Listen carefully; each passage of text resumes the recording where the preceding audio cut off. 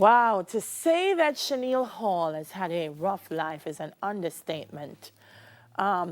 She's an inspiration. In her 19 years of existence, she's gone through more than many of us, I believe, could bear. She was orphaned at the age of 3. Then she was abused by a loved one, became a teen mom by 15, homeless at 16. But she is here, she's winning, and we are so excited to speak with her. Good morning, Shaneille. Good morning. Welcome to Smile Jamaica. Thanks for having me. First of all, Shaneille, why share your story? Because I find that there are a lot of people who undergo a lot like you have, but they don't want to share it. Tell them something this morning about the reason why Shaneille is here. Okay, so the reason why I shared my story was because no one else wanted to come out and say the story. So in Parliament, they needed someone to come and say it personally to the Prime Minister and the government body itself. And there was no one really who was willing to come out and speak because, you know, they're still afraid. And so I said, okay, let me do it. I'll do it. And what has it been like? Because my experience with persons who, when they do speak, they find that there is support and love. Has that been your experience? But yes, I've been getting a lot of support from especially my friends at school. Wow. And my friends in the different children's homes that I know.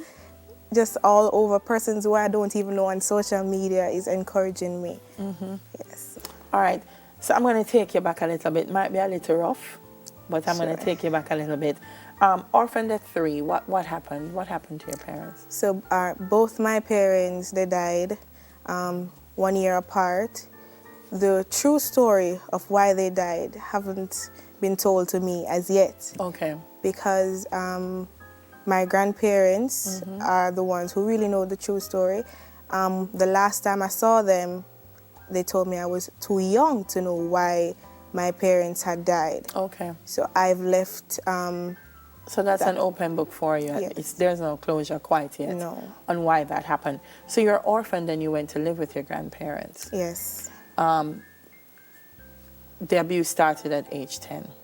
No. Okay. The abuse started at about age 5. Wow. Yes. Wow.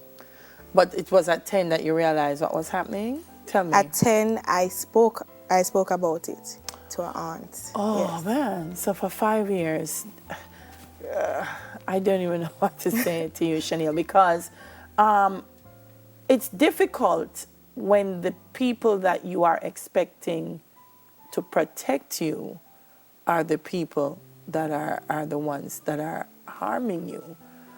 And at 10 is a very young age. You spoke to your aunt. Did she give you support? Yes, she did.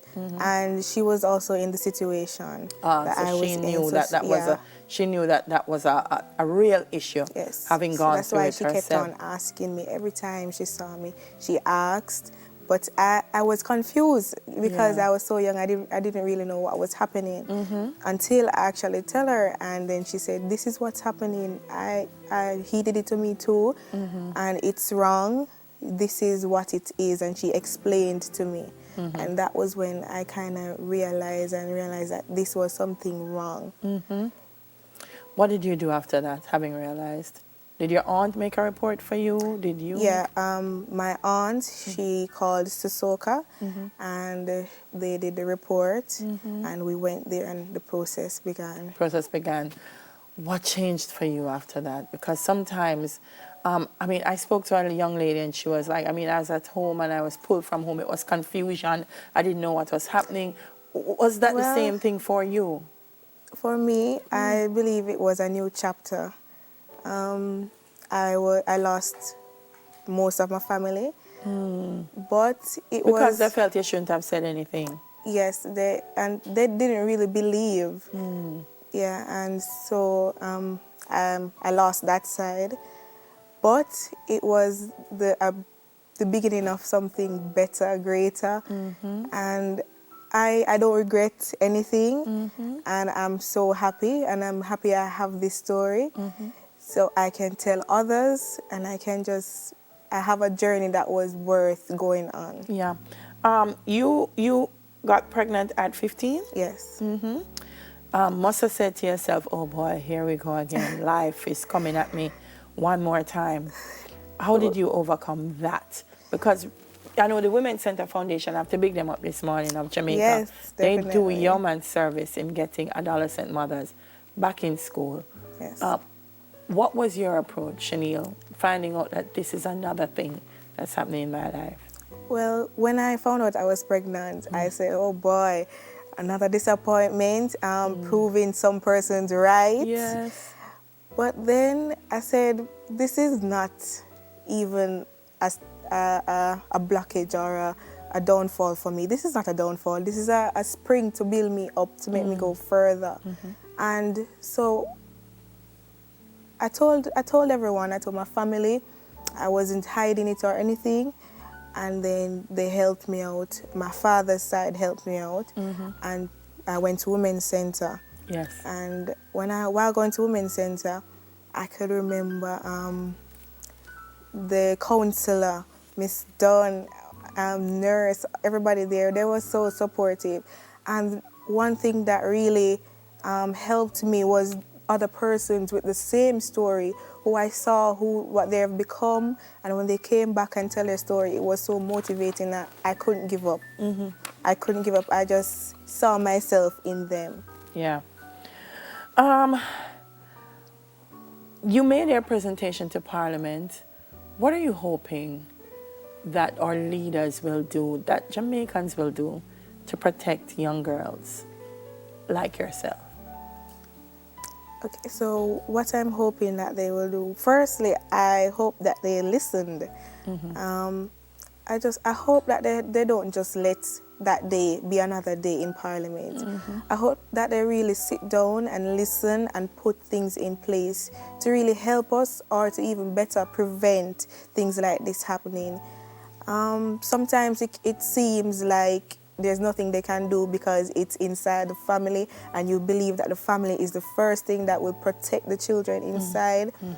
But there are things that can really be put in place. I think if they just ask persons, if they don't even want to come out with it publicly, they can sit and have a conference with persons who have been through these things and ask what they think could be done, what they think can be done to prevent other persons from going through this situation. What do you think are some of the things that can be done?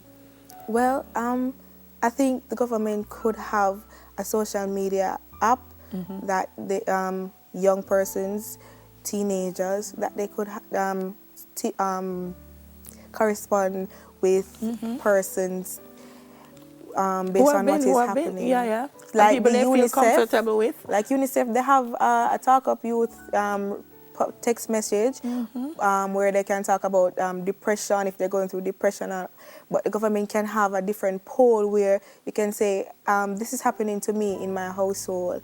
I need help. How can I get the help? And you correspond back with them. Provide information, keep in touch, and get that going. With every youth, because social media, who's not on it? Which teenager is not on it on social media? Well, Shaneille, let me tell you something.